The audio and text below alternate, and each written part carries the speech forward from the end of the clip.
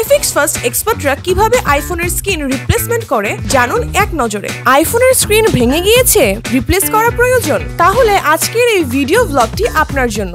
আজ আমরা আপনাকে দেখাবো কিভাবে ধাপে ধাপে আইফোনের সামনের স্ক্রিন বদলাতে হয়। প্রফেশনাল টেকনিশিয়ানদের মতো আপনিও যদি স্মার্টফোন রিপেয়ারিং শিখতে চান তাহলে এই গাইডলাইনটি শুধুমাত্র আপনার জন্য। যদি সম্ভব হয় ফোনটি সম্পূর্ণ বন্ধ করে ফেলুন, তারপর লাইটেনিং পোর্টের দুই পাশে দুইটি পেন্টালপ স্ক্রু খুলে ফেলুন। হিটমেট দিয়ে ফোনের চারপাশে গরম করুন যতক্ষণ না ছোঁয়াতে গরম লাগে। স্ক্রিনের আঠা তখনই নরম হয়ে যাবে। রেজার ব্লেড দিয়ে নিচের অংশে ফ্রেম ও স্ক্রিনের মাঝে একটু ফাঁক তৈরি করুন। তারপর গিটার পিক ঢুকিয়ে ধীরে ধীরে চারপাশে ঘুরিয়ে স্ক্রিন আলাদা করুন।